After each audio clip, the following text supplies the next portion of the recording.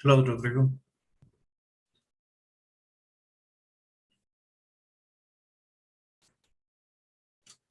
Can you hear me?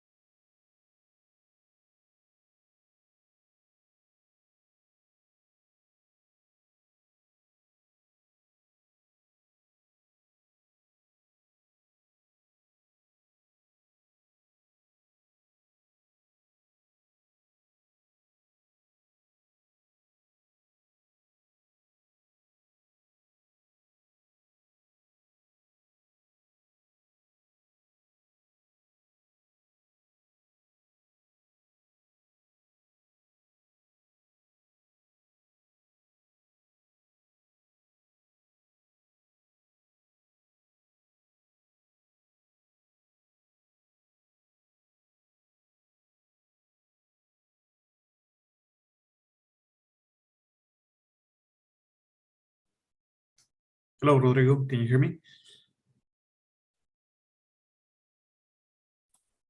Hi, teacher. Yes, I can. Hello, sir. Good evening. So we wait 1 more minute. Wait for the rest of the class. Okay.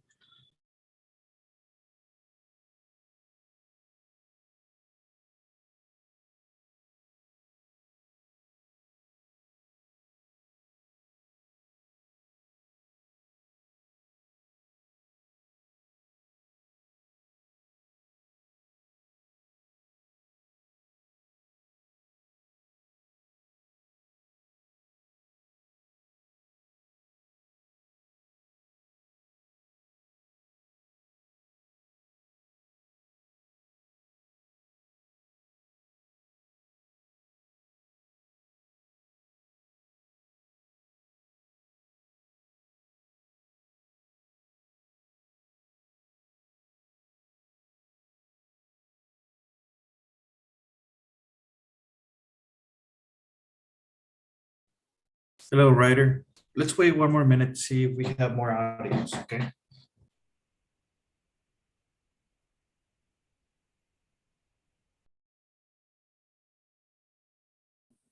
Okay, teacher, no problem.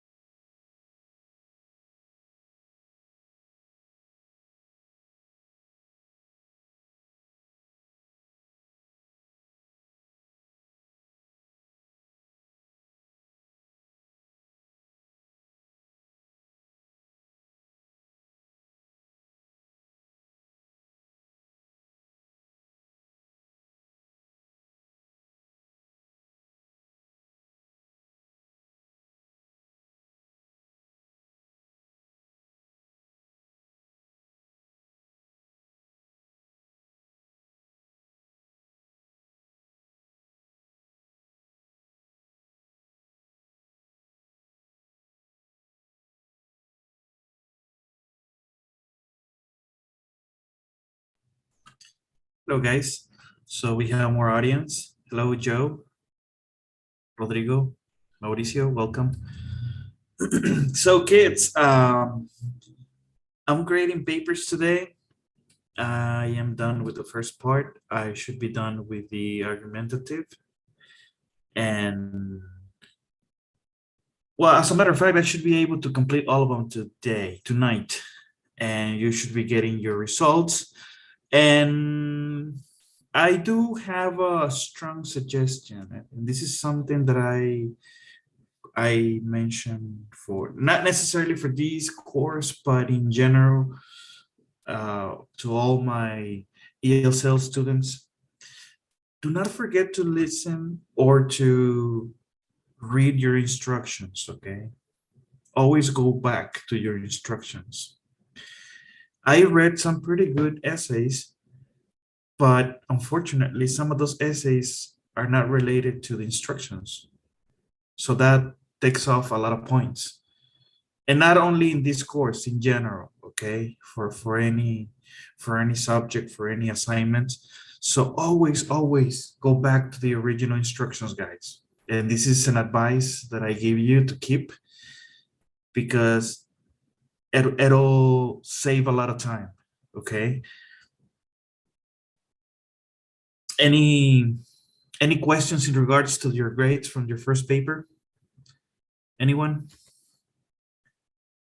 Perhaps? Teacher, Yes.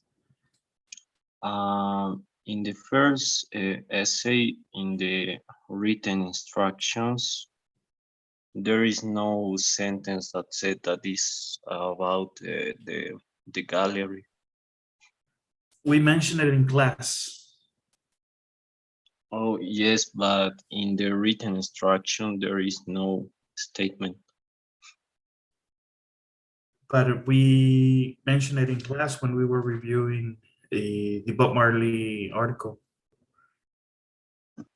And I guess your argument is valid, but I would expect it perhaps a conflict of in understanding. Okay, teacher, I heard something in the class and in the written essay instructions is something different. So what's up? I need clarification here. And I had two students asking that.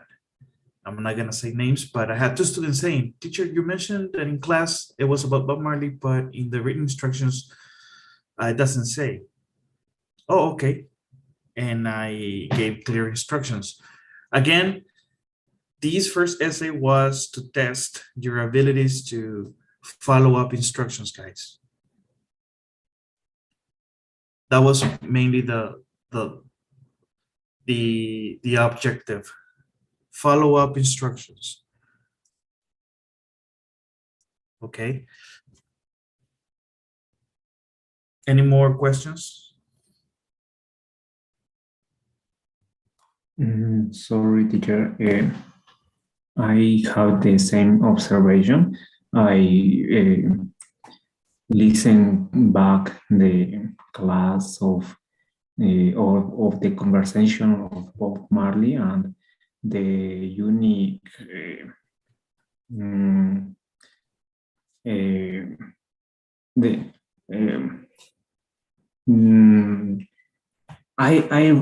I remember that you said me that we can or we have to highlight the article of Bob Marley, but I don't remember that you said that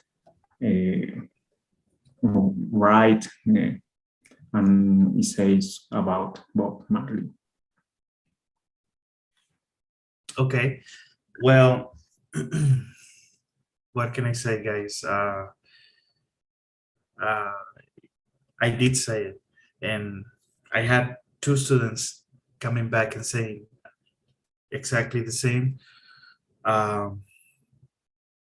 Again, this is a learning experience. We need to be careful when following up instructions, even when the instructions are not clear. Okay, so we still have more grades more essays to grade, guys. Okay, and these essays were open to select for you to select your topic. So don't worry, it's there. As long as you follow the structures that we discussed, there should be no problem. Okay, but just take into consideration that for any assignment from now on in the future, even if it's not with me, with a different instructor or professors, we always have to be curious about the instructions, okay? And that being said, uh, again, I'm going to mention it. You will receive all of your papers tonight. Of course, we still have one pending, and we have our final paper, which I should give you also the instructions. And come on, guys, cheer up. This is something that gives us something to learn from. Okay. Like I said, I received really good papers. Unfortunately, the main aim of this one was to follow up instructions. Not only because of the fact that it is a paper, it is if you comprehend what I'm telling you. Because this is part of the comprehension of our learning skills. Do you comprehend what I'm trying to tell you? Okay. So let's see. It's okay. We still have more papers, like I mentioned, and we have more assignments to do. So let's see. Let me show you my screen really fast so that we can go into some exercises. According to the syllabus, today we're going to do some reading exercises. Okay. And also, to my understanding, next week we have a holiday, right? So we're not gonna see each other on Monday. We're gonna see each other until Tuesday. Is that correct?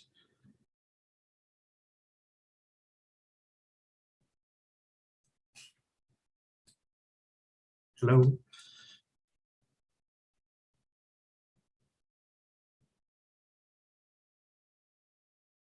Can you hear me, guys?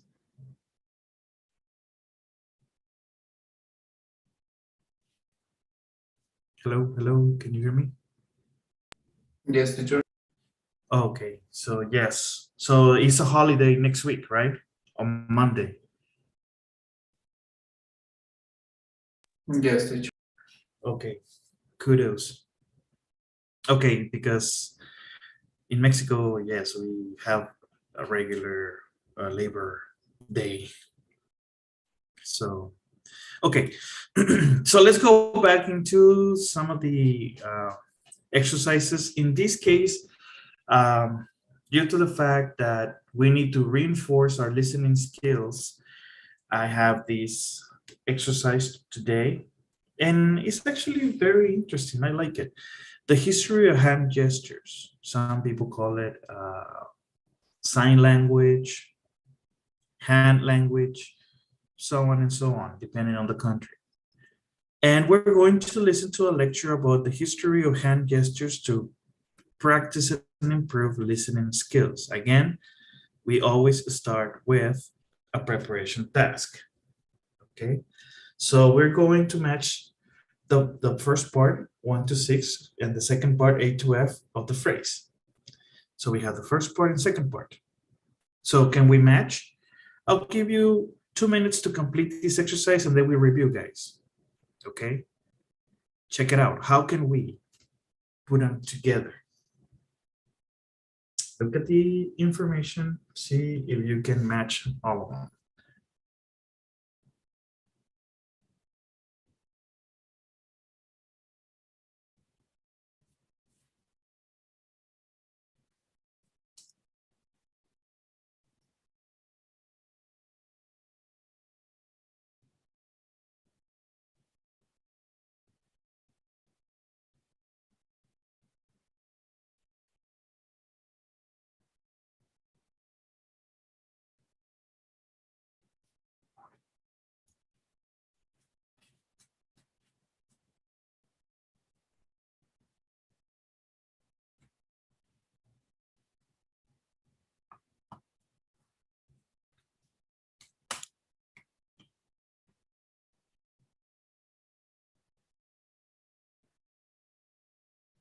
Are we finished, guys, or do you need more time?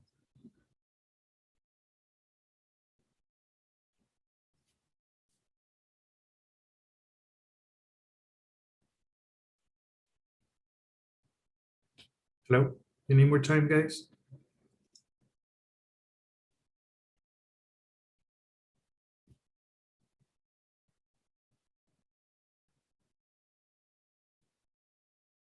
Hello, kids. Can you hear me?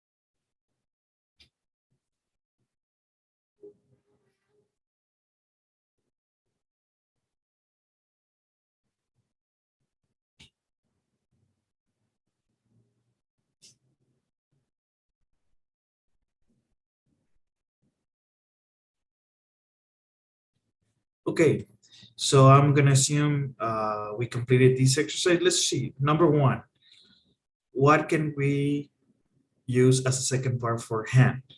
Mauricio?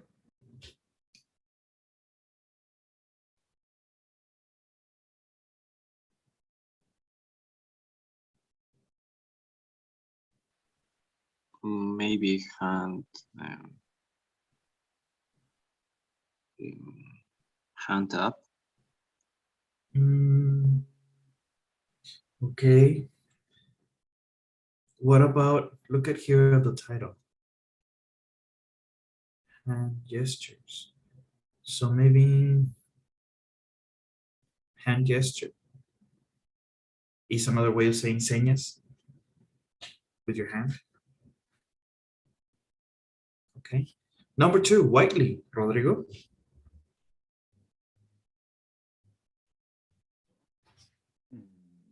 I think is widely believed. Widely, yes. Three, writer, spare. Is spare alive? Spare alive. Good work.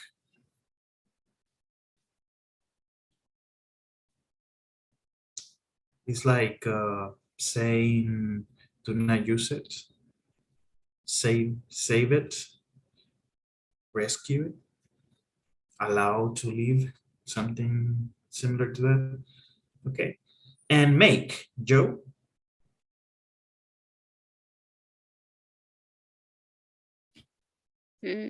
Makeup.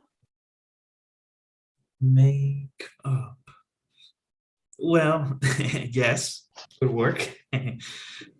But maybe there's something more complex to that. What about make sense? Que tenga sentido, ¿no? Make sense. Okay. Mauricio, hi.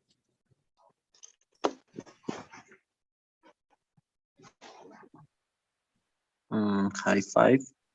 High five. Yes. Good. Rodrigo? Of course, right? Thumbs up, right? Okay. So, all of these look like instructions for gestures. Let's go into the text now. Pay close attention, guys. We are going to listen this time, okay? So are you ready?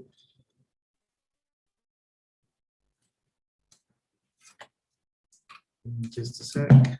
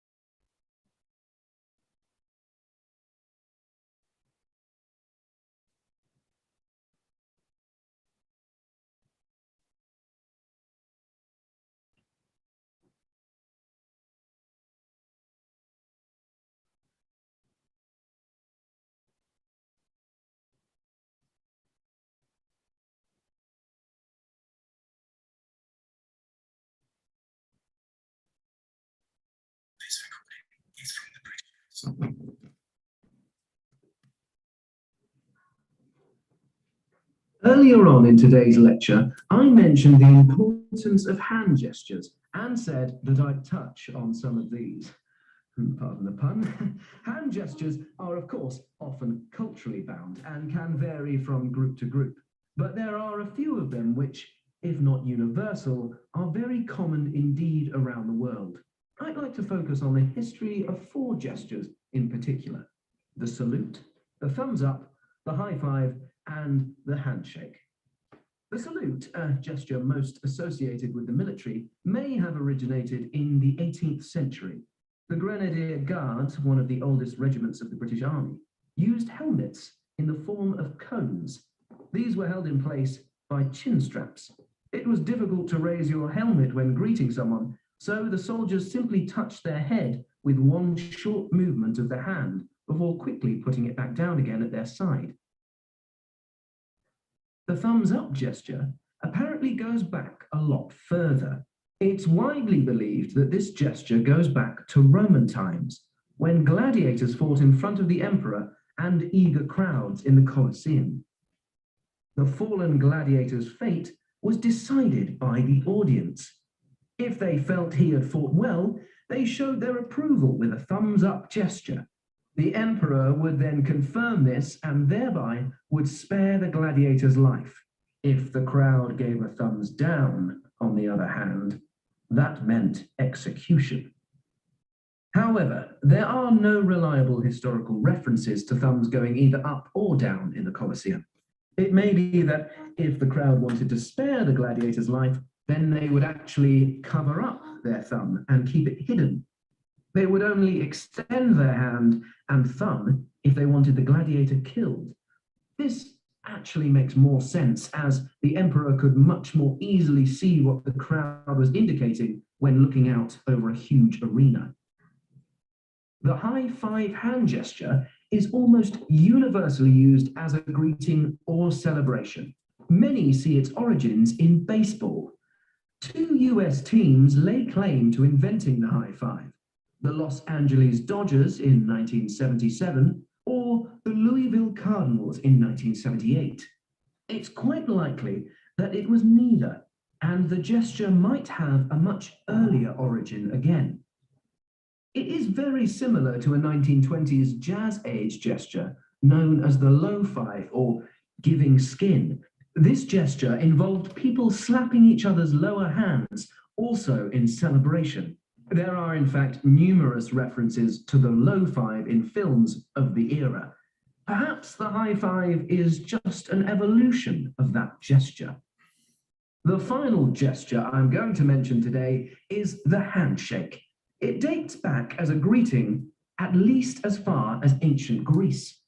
In the Acropolis Museum in Athens, the base of one of the columns shows goddess Hera shaking hands with Athena, the goddess of wisdom and courage. It's thought that shaking hands rather than bowing or curtsying showed both parties as equals.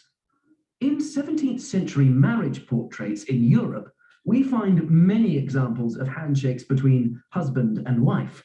Now, of course, the handshake has a multitude of uses: meeting, greeting, parting, offering congratulations, expressing gratitude, or completing an agreement. In sports or other competitive activities, it is also done as a sign of good sportsmanship. In this way, the gesture has not strayed from its original meaning to convey trust, respect, and equality.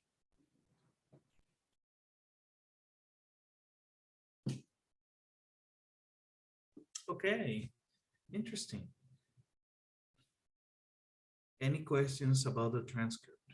Any questions on vocabulary before we continue?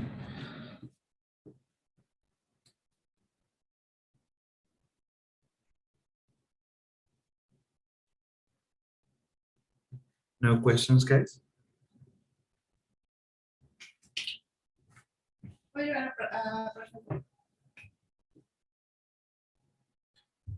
Any questions?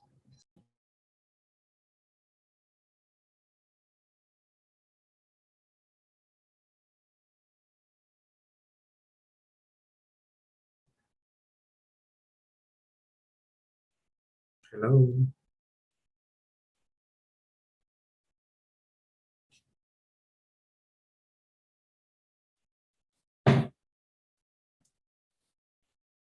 Okay, I guess there's no questions. So let's see. Let's go into the first task. So complete the summary with 1 or 2 or 3 words. The salute. Let's see. I need a volunteer for this one. Let me see. Mauricio, perhaps you can help us?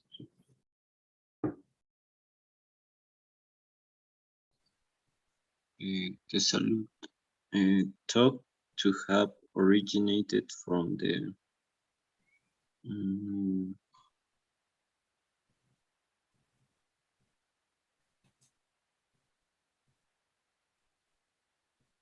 From where? It says British Army.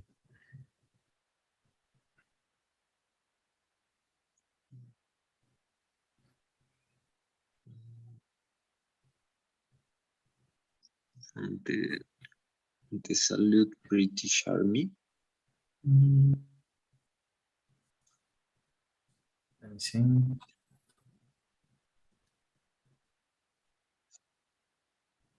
18th century, right?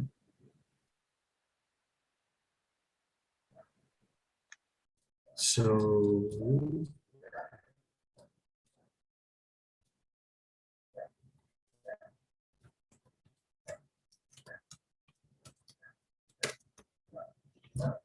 the Grenadier Guards. Soldiers touch head quickly before returning their hand back down to what?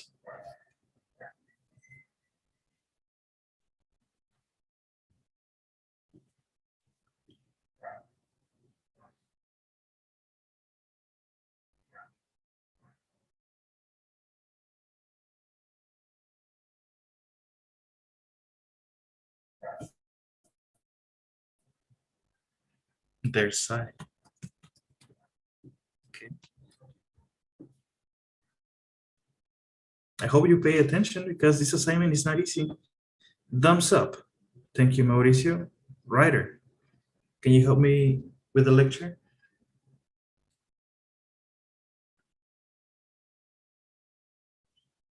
Yes, teacher.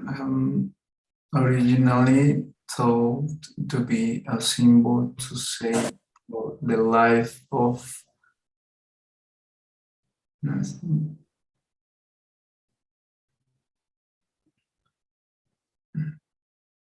a gladiator.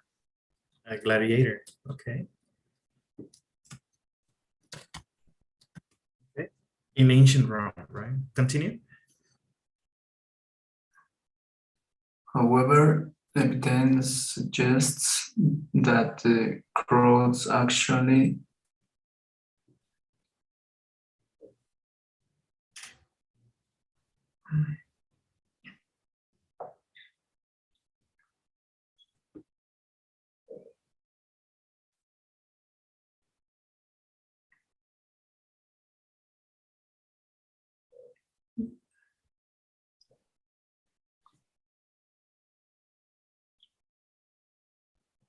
covered.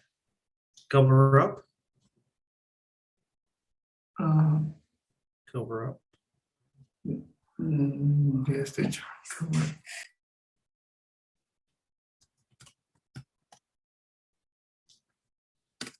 Okay, it's actually in the past. Covered up.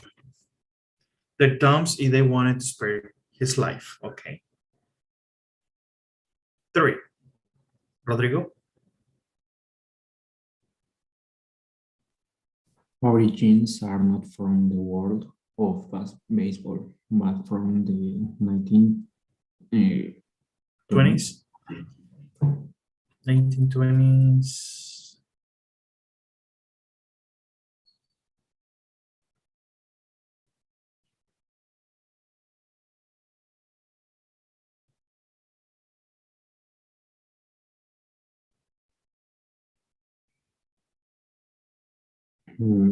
Maybe Los Angeles Dodgers. Or Jazz age, right? yes. The jazz age. Oops. Okay, continue.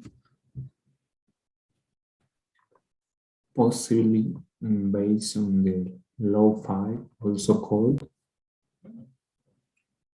You remember?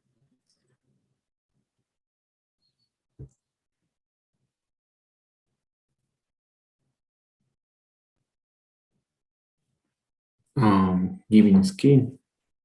Giving skin.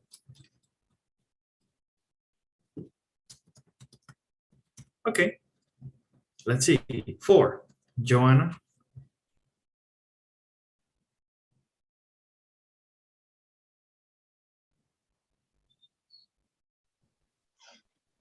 Mm, Evidence of this history goes back to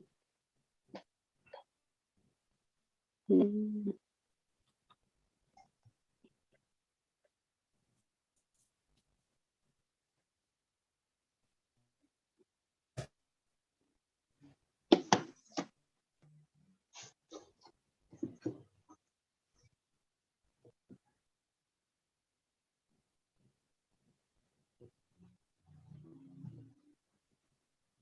Ancient Greece, perhaps? As far as ancient Greece?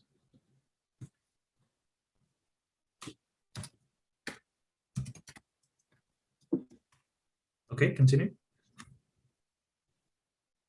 the ancient Greece in 17th century, or we see example of ha- hand, hand, handshakes between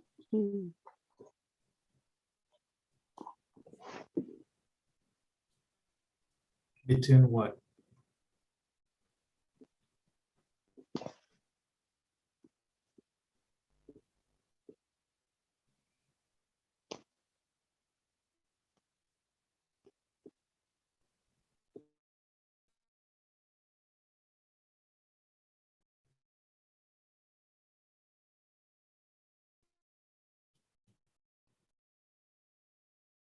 Husband and wife.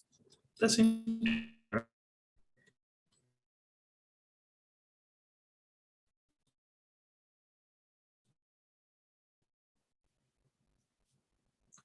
between husband and now for a multitude of reasons. Okay. So in few words, or listen to this, we obtain from each the main information.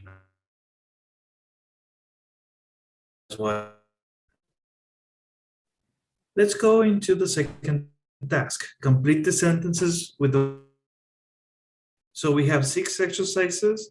Choose the correct words for each one, guys. I'll give you 2 minutes to complete these and we review.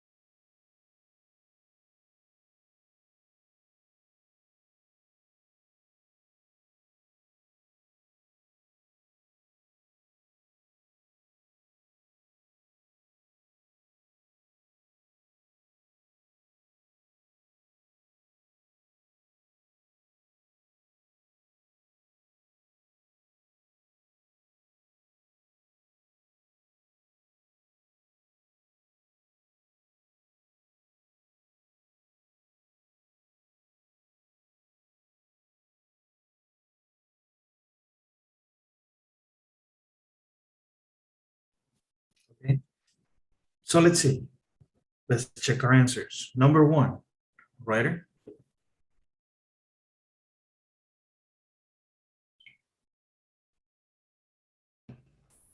The hand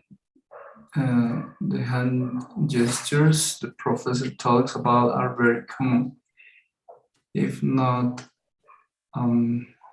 universal around the world.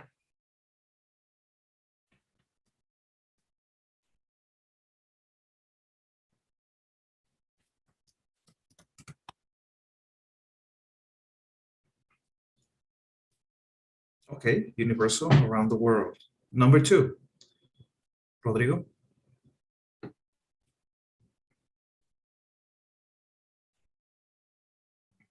Because it had chin straps, soldiers could not raise their helmet easily, so instead they Race. raise. Okay. Could not raise their helmets easily, so instead they could touch their head with their hands. Okay. Three, Mauricio. There are no reliable historical references that crowds in ancient Rome use a thumbs down gesture.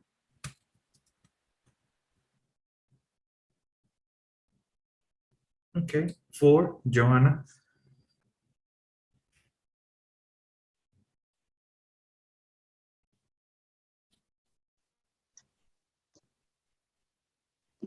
Uh, two, two sports teams um, and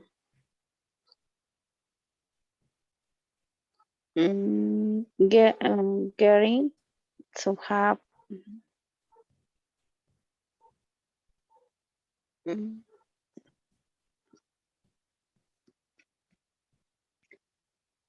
Okay, try again.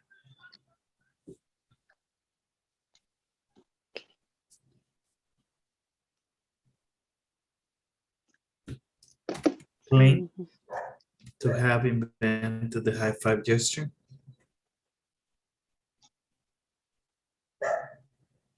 okay. Claim is like saying reclamar o argumentar. Two sports team claim to have invented the high five gesture. Okay. Five, writer.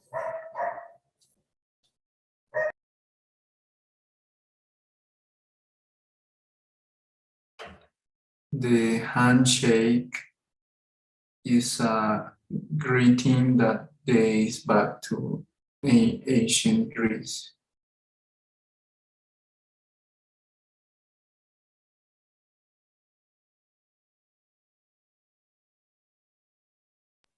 Six, Rodrigo. Handshakes are thought to be a gesture of trust between equals.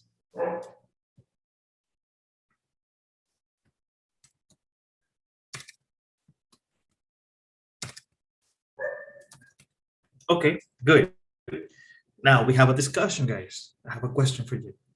Are there any other hand gestures that are common in your culture? Okay, so we discussed a couple of them from around the world and perhaps some of the most typical, and they are now universal. But are there any that are different or distinctive from your country of origin? Okay, let's see. I want to hear your point of view. What about you, Mauricio? Are there any other hand gestures that are common in your culture?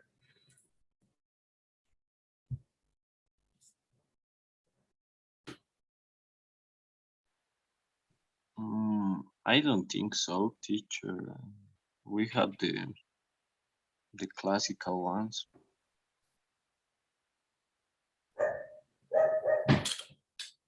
Okay, like a handshake, high five. Yes. No Yeah. other ones in particular? Mm, no, no, I don't think so. No. For example, here where I live in Yucatan, Mexico, uh, there's I don't know if it's considered a gesture or maybe an expression, but it's common to punch people on the back, like just a soft punch. Why? I don't know. If I disagree, yes, I do, because I'm not used to that. But apparently, here in the region, if someone, I guess, appreciates you, likes you, it is common if they pass by just to give you like a tap on the back. I don't know. Never experienced that in different places where I have lived. Only here. But I don't know if that's a gesture or it's an physical expression. Let's see, Rodrigo. Are there any other hand gestures that are common in your culture?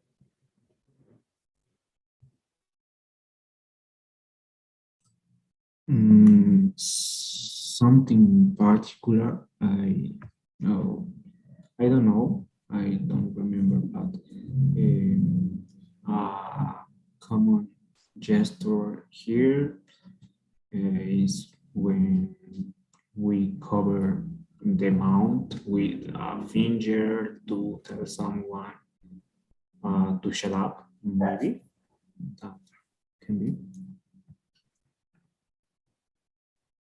Okay.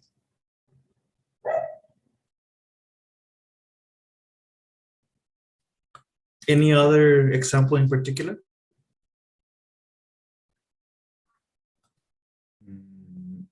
No, no, really. Okay. Ryder, what about you?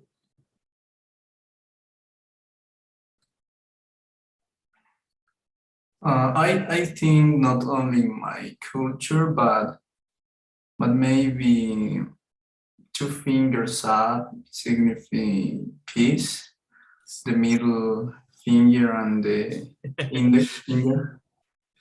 Okay. Um, and another gesture I can think of is to move the entire palm of the hand to signal someone to come where you are. Um, Yes, that's correct. Okay. And somehow we have adopted hand gestures from other countries, right? Like the one that you're saying, like the two fingers as a V for peace.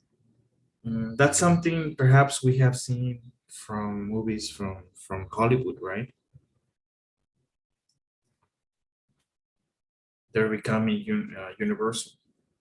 What about you, Joanna? Are there any hand gestures? I mean, if we go into WhatsApp, we're going to find a lot of gestures, right? There's some examples there. Hand gestures, face gestures, and they all mean different. They all differ. For example, some of the faces for us in the Americas, they might mean something, but if you text someone from China, they might think a different expression from it. That's something that I learned because in China, they don't use WhatsApp, they use WeChat. I don't know if you're familiar with that app, WeChat. It's not as versatile as WhatsApp, but it's very similar. And they have some hand gestures and face expressions, but you need to be careful how to use it because some of the gestures might mean different if we want to interpret them as we were in the Americas. Okay, so Joanna, no common gestures in your culture, perhaps, or something that you have experienced before?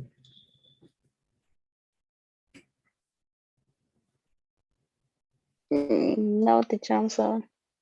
Okay, kudos. All right, so now let's go into another assignment, an opinion essay. And now this one is a writing exercise. Again, C1 level. And learn how to write an opinion essay. We have some definitions and we have the vocabulary. We need to match each one. Remember, we have done the best. Okay, so let's see. Harsh. What is the perfect definition for harsh, right?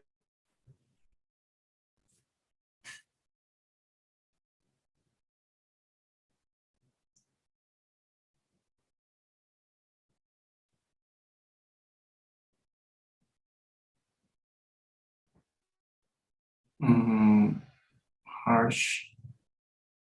I don't know, teacher. Harsh. Okay, let's leave it. Rodrigo, what about the next one? A perpetrator. Perpetrator.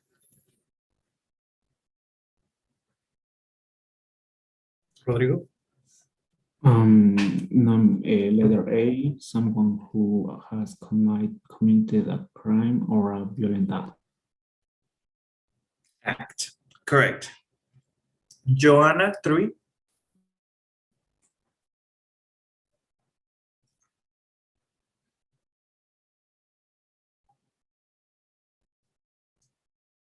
Joe?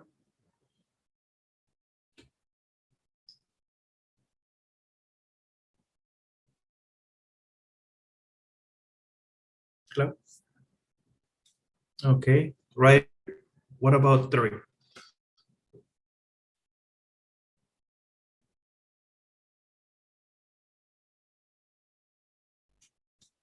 Can you hear me, guys?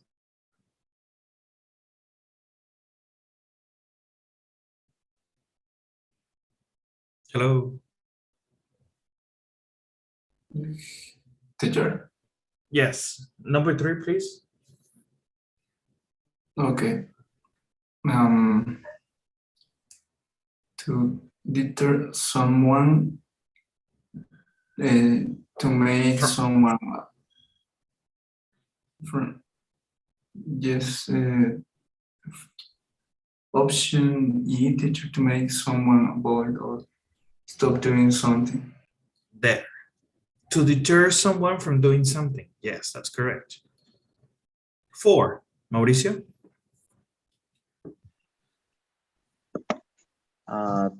To reoffend, to commit a crime again, not for the first time. Okay, not for the first time, to reoffend.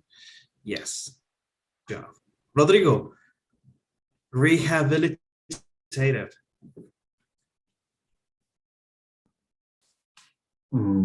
Letter C, able to bring someone back to health or a normal life. Or a normal life, correct? Joanna, 6, empathy.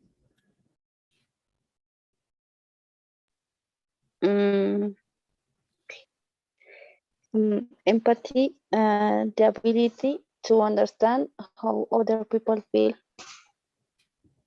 Okay, yes, empathy.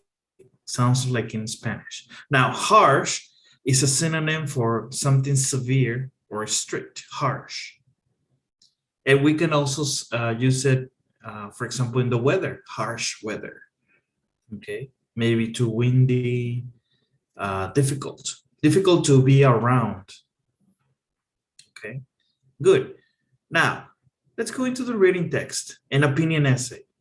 Okay, I'll start.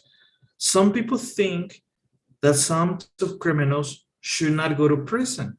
Instead, they should do unpaid work in the community. To what extent do you agree? Okay. Owing to the great variety of crimes that can be punishable by prison, some people argue that not all criminals are the same, and it would therefore be more appropriate to give certain criminals community service instead. I agree that in some cases, prison may not be the best solution, and community service would probably have more benefits. Okay, I understand that this is a statement. Let's see, let's go into the next paragraph. Writer?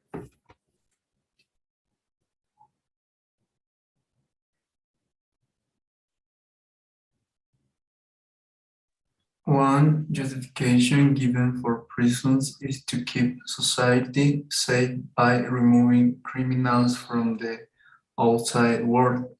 So the first thing to consider is if someone who has broken the law is a danger to other people. In the case of violent crime, there is an argument to keep the perpetrator away from society. However, burglary or possession of drugs, for example, does not involve violence against other people, so the criminal does not present a direct danger to anyone in the community. Keeping these types of criminals in prison is expensive for the taxpayer and does not appear to be an effective punishment, as they often commit the same crime again when they come out of prison.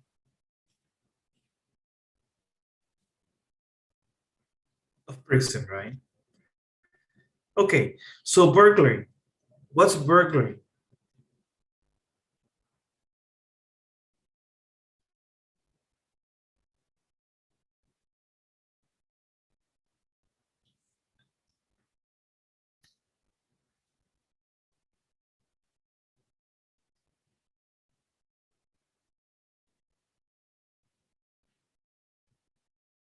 That's the action or the consequence of someone stealing, burglary, robo, or possession of drugs. That's what it is. It's actually the formal word of expressing the robbing. Okay. Any more questions in this paragraph, guys, before we continue?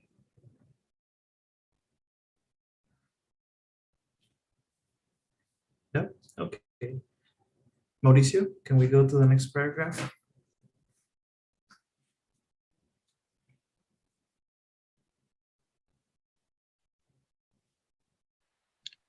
Personally, I also believe punishment should reform people so they do not reoffend. A further reason not to put these people in prison is that they may mix with more dangerous and violent criminals, potentially committing a worse crime when they are released. By keeping them in the community, helping others, they not only learn new skills, but they could also develop more empathy and care towards others. If this occurs, society can only benefit. Okay. So any questions on vocabulary from this paragraph?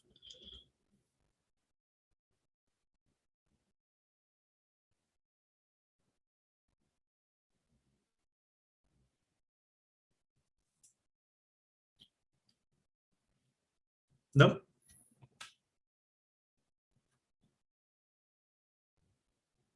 Okay.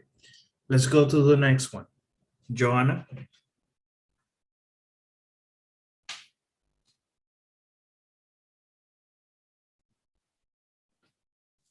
Hello, Joe. Can you hear me? Okay.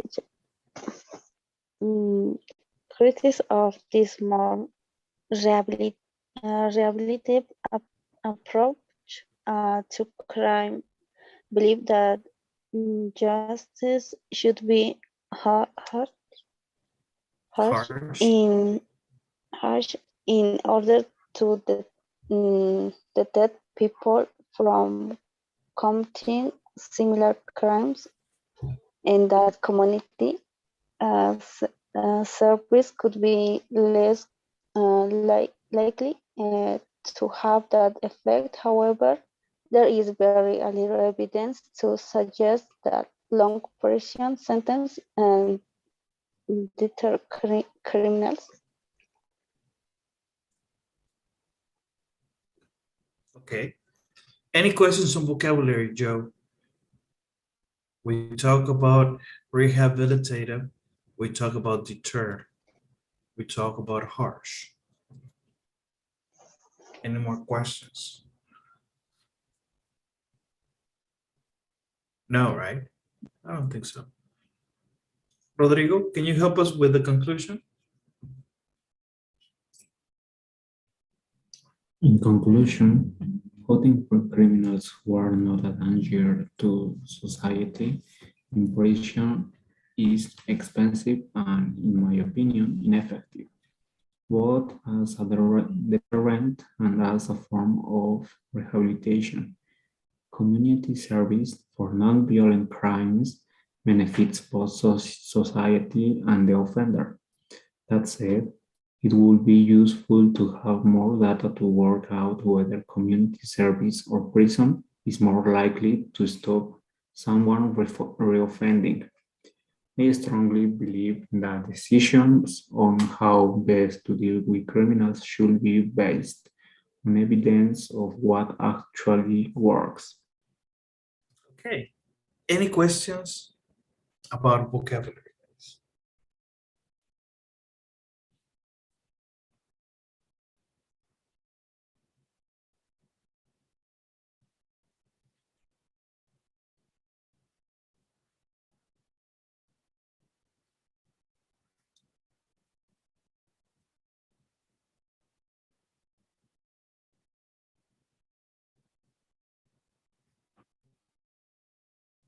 No?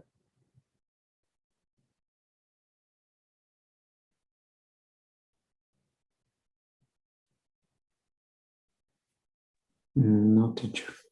Okay. Just to be clear, deterrent is something that discourages, okay?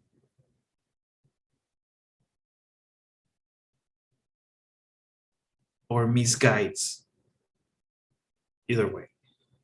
Okay, so and we have some tips. And this is going back into the format of this essay. Now, remember, this is an opinion essay, okay? And as a consequence, this opinion essay is in first person because it's about an opinion. Also, in the way of an informative essay, okay? Or narrative essay. But this one is more in particular about your point of view of some of some subject in specific, okay? Now, we have some tips. Let's read all of these tips because they are very important. Number one, introduce your essay by restating the question in your own words. Yes, and we talk about this. We need to have a hook. That's what it's telling us. We need to get a person's attention. Number two, writer.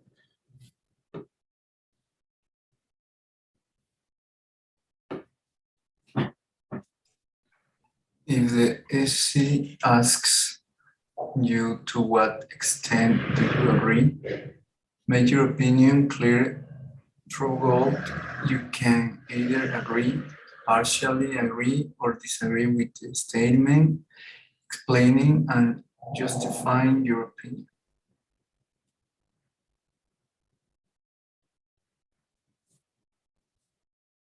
Yes. If you're going to write about an opinion, you need to be clear on what side of your opinion are. And also make it very clear throughout the whole text. That's what it's telling us. Okay. Three, Mauricio. The structure should be introduction, the first reason why you are agree, disagree, the second reason why you agree, disagree, the third reason why you agree, disagree, if you have one, and the conclusion. Yes. So very easy to write an opinion essay. The structure looks very similar to what we have worked in the past, right? 4, Rodrigo. Use phrases to organize and link your ideas, e.g., owing to, one justification for, the first thing to consider is, a further reason, in conclusion.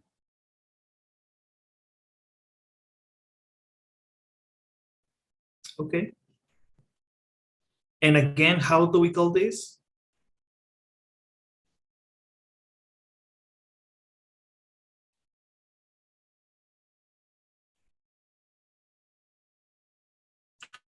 How do we call these words? Do you remember?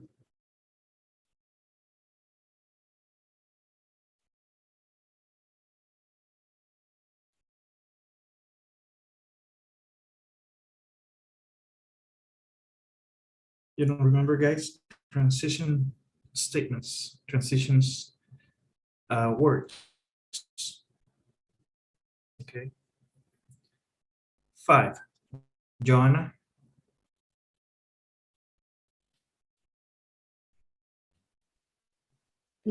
If you don't have solid evidence for your ideas, use modal verbs such as might, may, or could.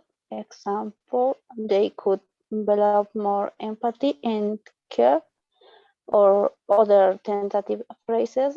Example, I doesn't doesn't not appear to be an effective punishment.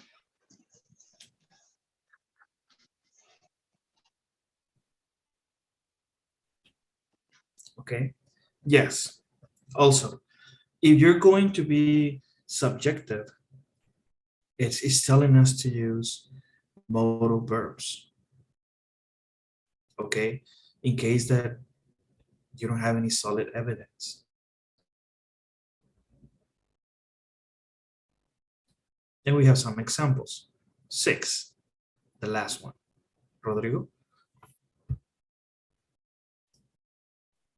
Conclude by restating your opinion and summarizing your 2 or 3 main arguments.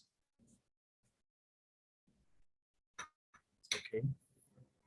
Again, we discussed this in our previous class on how to wrap up our conclusion, right? We reinstate the information we discussed in our body paragraphs, but we give our summary of the information, okay? Now let's go into a true and false. Are the sentences true or false? Let's see, number 1. Mauricio, you want to give it a shot for number 1?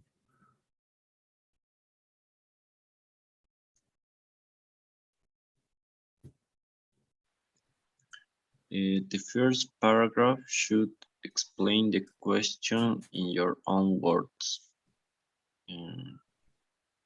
True. Yes, true. Number 2, Rodrigo. You shouldn't give your opinion until the conclusion. False. False. 3, writer. You must always give both sides of the argument. Is false. False.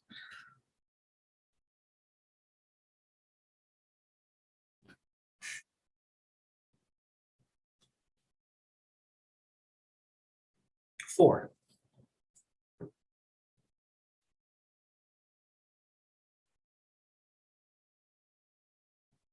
Joanna?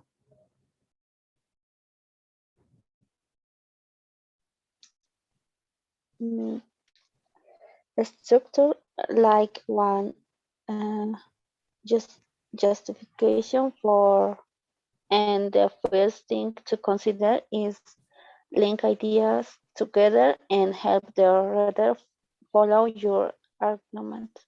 Is true? Correct. 5. Mauricio.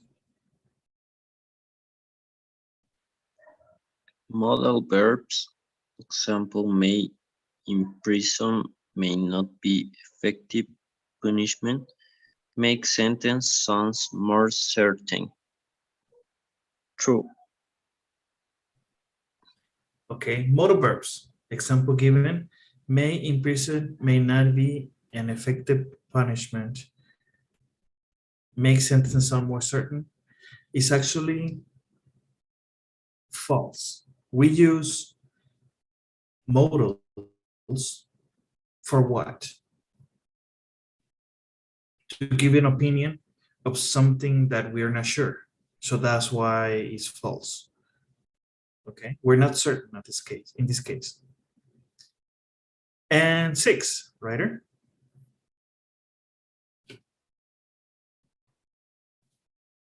If you think of an extra idea, mention it in the conclusion. False. False, that's correct. Okay, good. Complete the sentences with words and phrases from the box. Okay, so let's see. This is a very interesting assignment. So all of these goes here. What about if I give you 2 minutes to complete this exercise and then we'll review your answers, okay? Let's do it.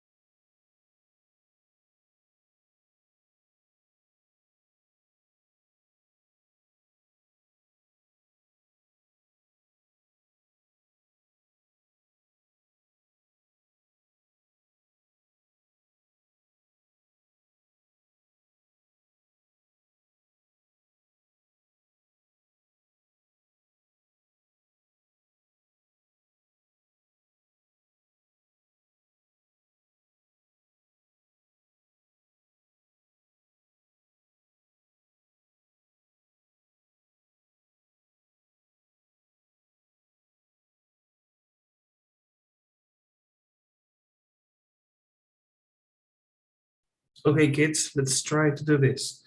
Number one, Joanna.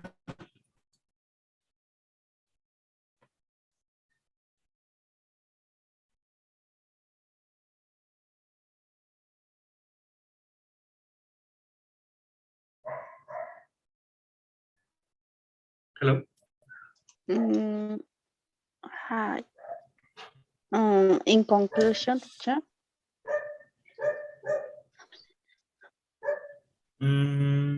Look at these examples as if it was an essay. If we start an essay with an introduction, you're telling me in conclusion. Okay. Entonces, the first thing to consider is that. That's correct. Okay, finish it. Okay. Is that the purpose of prison is? Is what the purpose of prison is. Okay, good. Thank you. Number two, writer.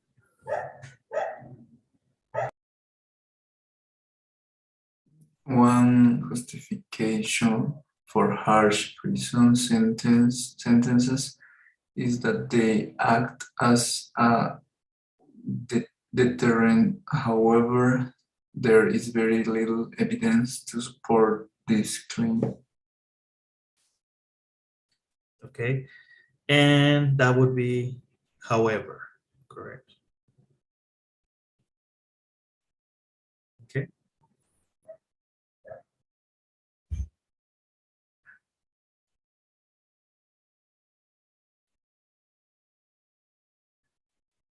Three, Rodrigo.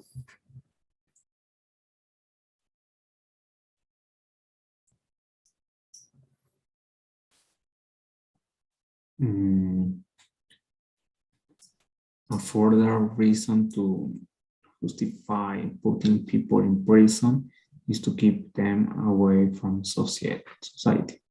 Society, good. Mauricio.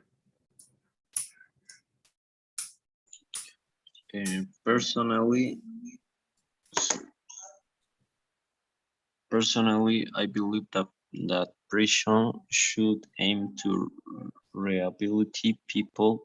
Rehabilitate. Rehabilitate. Oh, yes, sorry. Rehabilitate people and reform violent criminals so they are less likely to reoffend. Kudos. And five, again, Joe.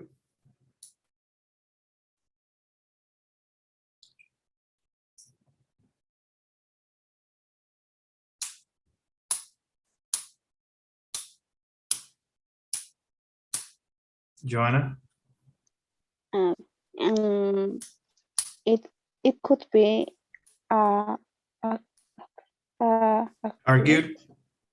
argued that prison work mainly as a punishment owing to Punishment.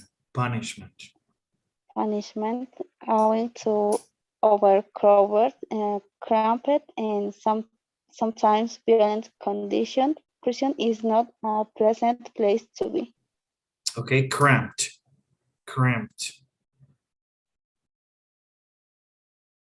6, writer.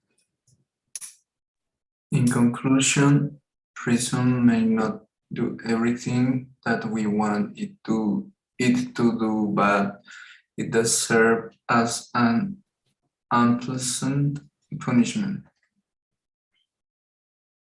Okay, unpleasant punishment. Good. Take the 3 sentences that are more tentative. What is tentative?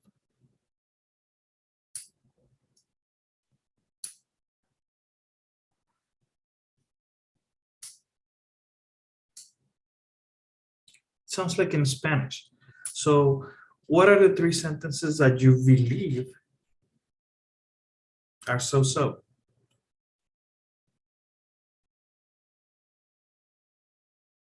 Look at the sentences and check.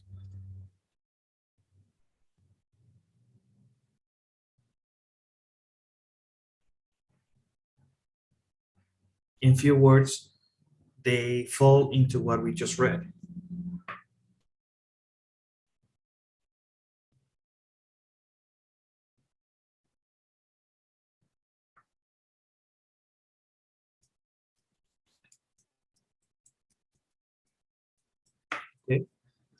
I want to hear your opinion. You need time to read the options, guys? Perhaps I give you 1 minute. You make your selection of the 3 sentences.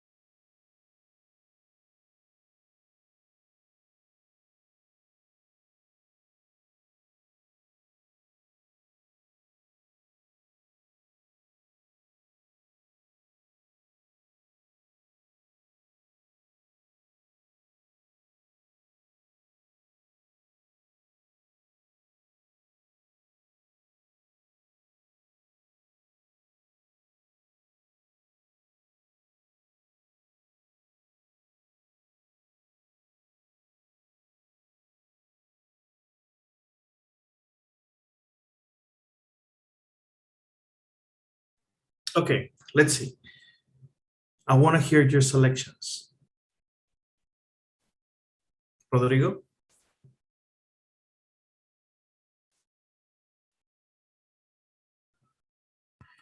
I think the first prison sentences are more effective.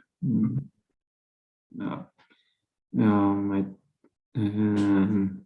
after, I think the 4 unpaid works exploit criminals.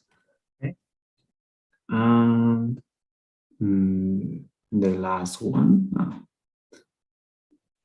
although it depends. Okay, thank you. Rodrigo? I'm sorry, Mauricio.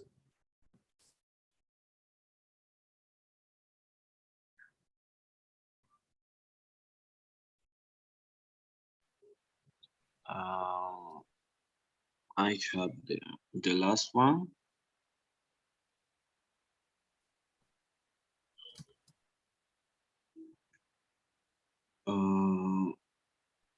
Same unpaid work exploits criminals, and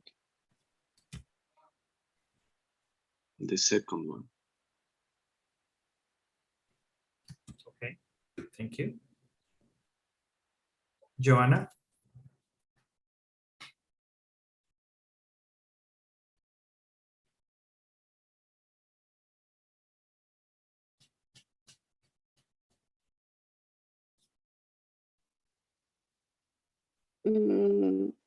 The first teacher prison sentence are more effective in 19% of case. 29%? Okay. What else?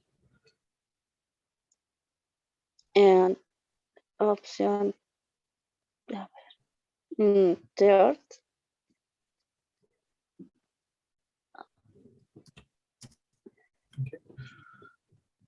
Okay. And the last one. This kind of criminal are not danger or slaughter. Okay, and writer? The second one, teacher.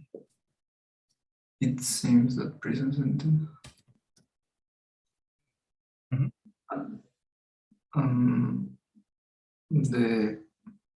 The third one, it might be R. And the last one, this kind. Okay. All of them look like good options, right? To be tentative according to the text. But in reality, and given the information from the text, the correct answers are as follows. Okay. It seems that prison sentences are more effective. That's the first one. Okay. According to the text. The other option is it might be argued that unpaid work exploits criminals. And the last one, nobody marked this one. This may suggest that the criminal is not a danger to others.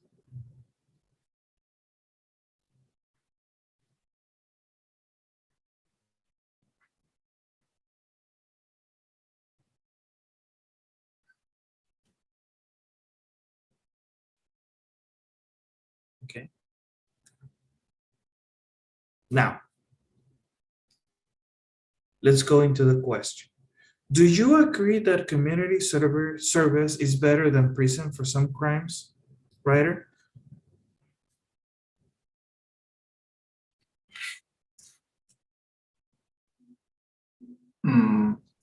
I think that in some cases, community work can be better in in controlled environments, maybe in factories or things like that.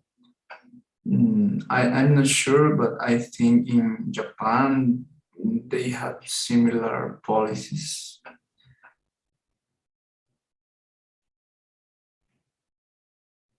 They actually encourage community work, right? Instead of having criminals. It could be an option. In many places in the Americas, they do that. For example, in Canada and in the US, they give you an option.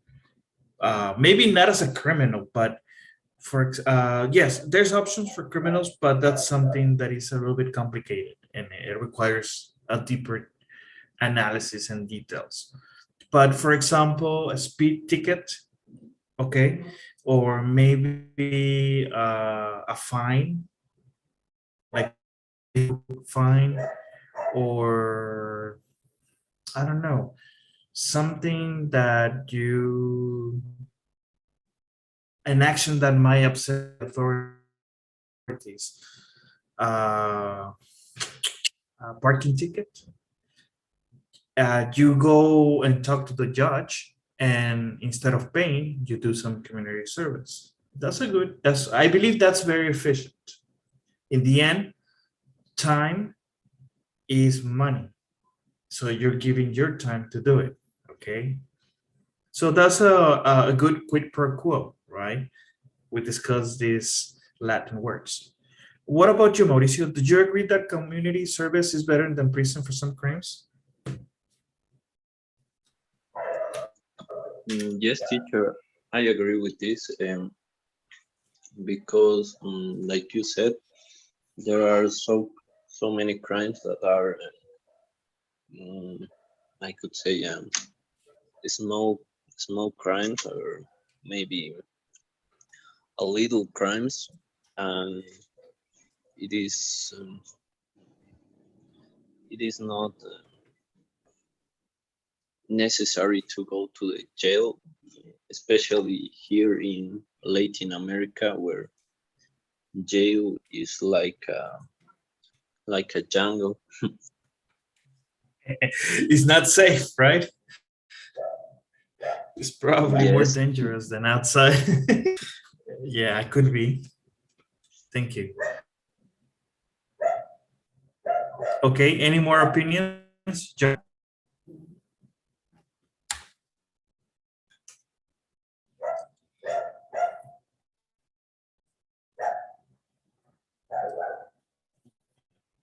Did you agree that community service is better than prison for some crimes?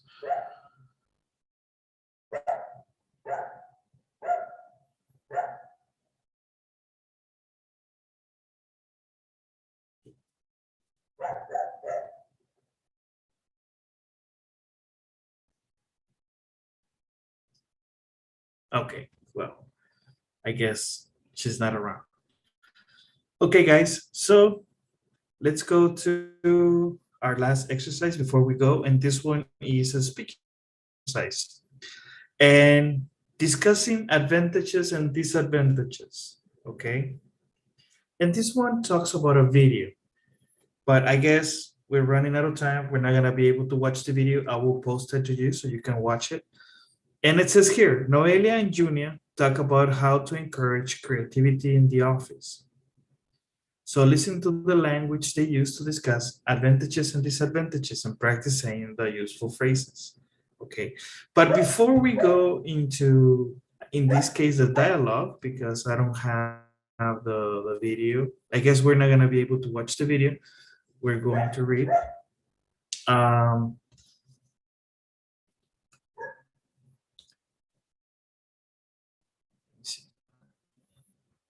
yes, I have the transcript here.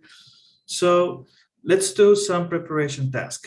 Now, remember, we're talking about useful phrases. We have some phrases here. Preparation task. Put the words in the correct order. Number one, let's try this. Writer, what is a phrase that you see here from these scrambled words?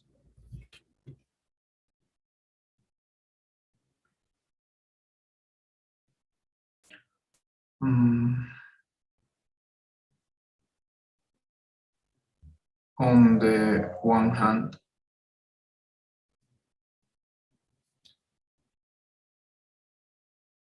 Okay. On the one hand,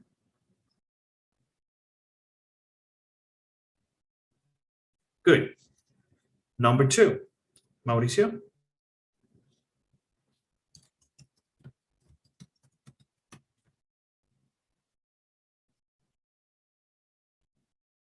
Mauricio, can you hear me?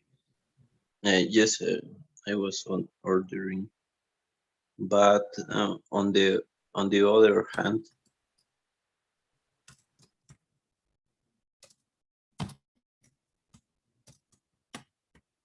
Okay. Joanna?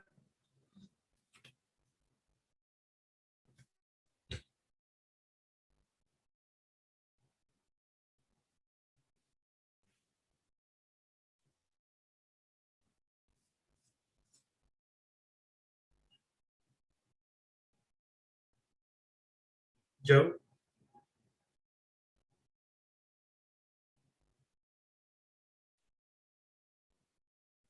Okay, writer?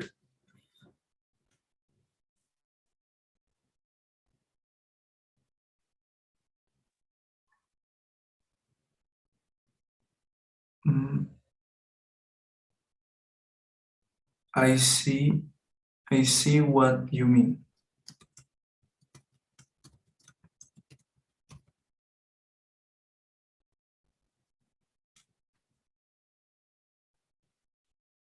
Okay. Mauricio?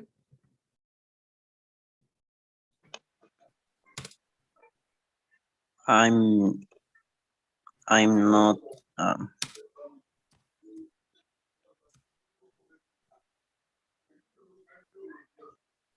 I'm just. I'm just not sure. Okay. Joanna, are you back?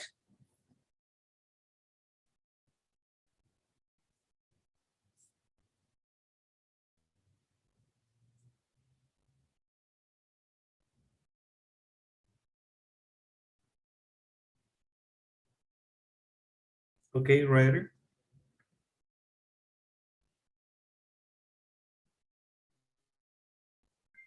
There could be an issue with that. An issue with that. Okay. Mauricio?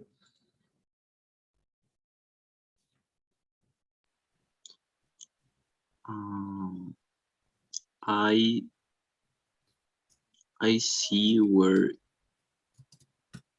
you are coming from. Okay.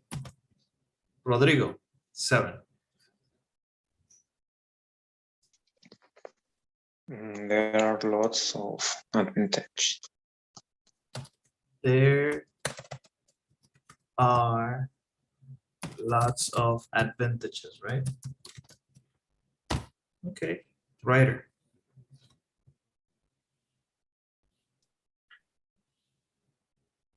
But I can also see the disadvantage. Good. Now remember, we're talking about useful phrases to discuss advantages and disadvantages. Okay. On the other hand, but on the other hand, I see what you mean. I'm just not sure. There could be an issue with that. I see where you're coming from. There are lots of advantages, but I can also see the disadvantages. Okay, the useful information, guys. Okay, now let's go into the text. Okay, let's do some reading. Now, unfortunately, most of the people here in the transcript are women, and here in class we are boys. So we are going to take some roles. Okay, so Anna, writer, Noelia, Rodrigo, and Yuna, Mauricio. Okay, so let's practice the conversation, guys. Hi, I'm Anna. Welcome to What to Say. Do you know what to say when you discuss advantage and disadvantage? Listen out. Disadvantages, Disadvantages. advantages, and disadvantages.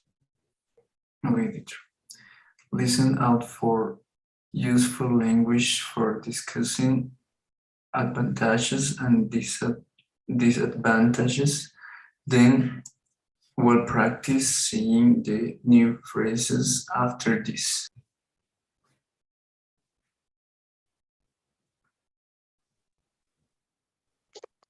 So table tennis, beanbags, board games, video games.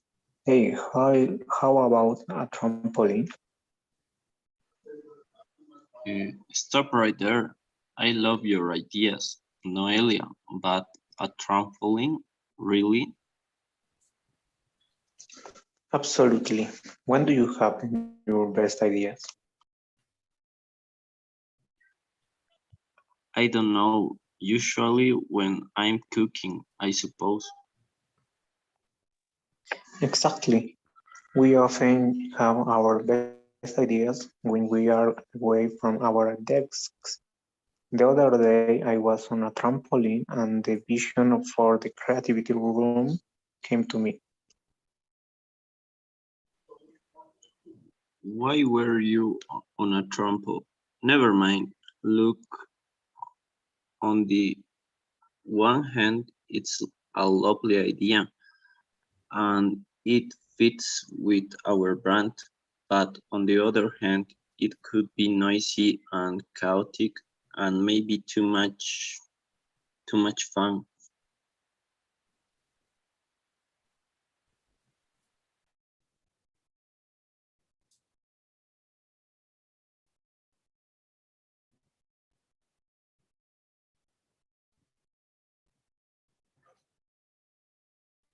Noelia. Um, but having fun helps you be creative, and being creative is vital to our business. I see what you mean, but I'm just not sure if a trampoline is necessary. Also, there could be an issue with the clients arriving at the office and seeing us all jumping around. I see where you're coming from, but I think our clients will love it. And there are lots of advantages to trampolining. It's good for the body and the mind. Maybe, but I can also see the disadvantages. What if someone hurts themselves? But we're all adults and we can get extra insurance. Come on, it's a great idea.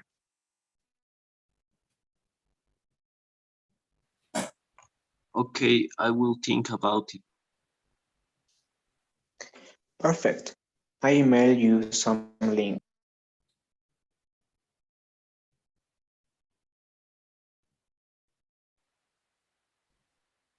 I haven't said yes. Oh, Noelia.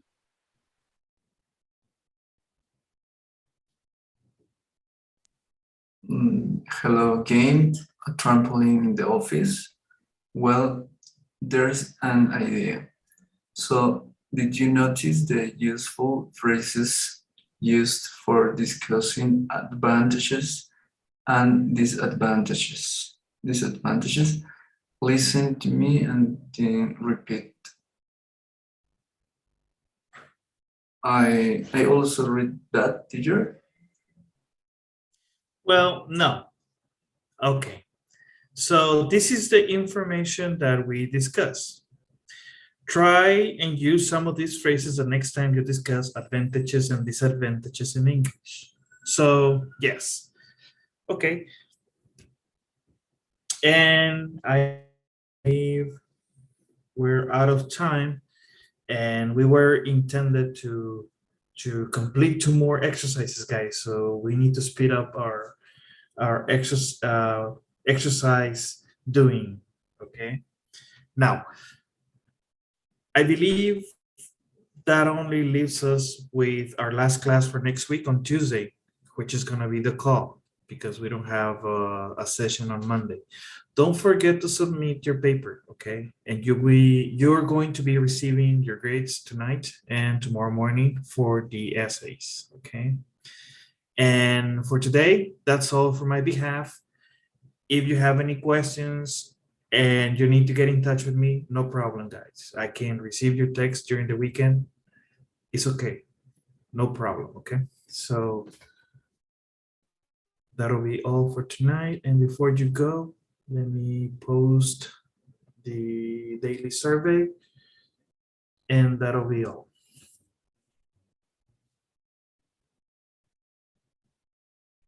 Thank you so much, guys. Have a good night, and have a great weekend. Thanks, teacher. Bye. Bye-bye. Bye. Bye, guys. Bye, teacher. Bye-bye.